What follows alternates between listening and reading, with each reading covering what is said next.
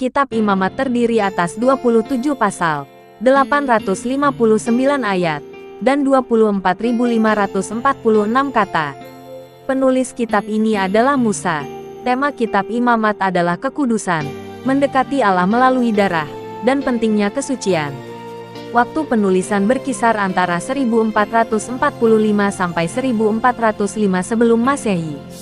Tempat penulisan adalah Gunung Sinai. Kata kunci dalam kitab ini adalah penebusan. Bagaimana dengan nubuat tentang Kristus? Dia adalah imam besar kita. Imamat berhubungan erat dengan kitab Keluaran. Keluaran mencatat bagaimana Israel dibebaskan dari Mesir, menerima hukum Allah, dan membangun kemah suci sesuai dengan pola Allah.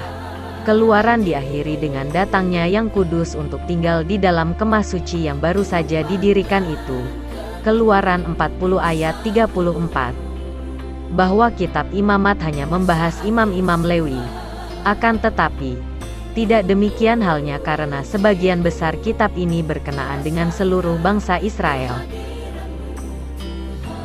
Imamat adalah kitab Musa yang ketiga.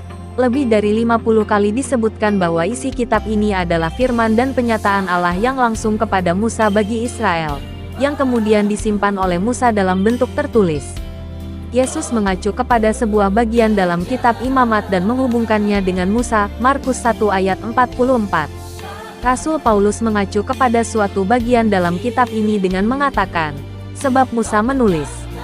Roma 10 ayat 5. Para pengeritik yang mengatakan bahwa kitab ini ditulis oleh seorang imam penyusun yang hidup jauh di kemudian hari melakukannya dengan menolak integritas kesaksian Alkitab. Kitab Imamat ditulis untuk mengajar bangsa Israel dan para imam perantara mereka mengenai cara menghampiri Allah melalui darah pendamaian dan untuk menjelaskan standar kehidupan kudus yang ditetapkan Allah bagi umat pilihannya. Karena penekanan gandanya pada pendamaian darah dan kekudusan, kitab ini tetap ada sangkut paut dengan orang percaya di bawah perjanjian yang baru. Perjanjian baru mengajarkan bahwa darah pendamaian dari binatang yang dikorbankan, hal yang menonjol dalam Imamat, menjadi bayangan saja dari keselamatan yang akan datang.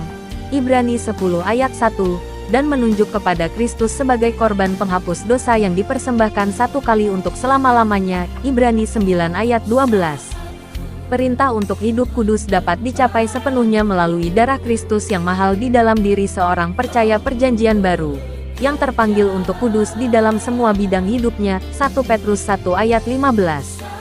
Hukum terbesar kedua sebagaimana dinyatakan oleh Yesus diambil dari Imamat 19 ayat 18. Kasihilah sesamamu manusia seperti dirimu sendiri.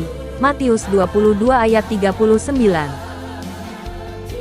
Terima kasih telah menonton tayangan kami. Jangan lupa subscribe, like, komen, dan bagikan ke sebanyak-banyaknya.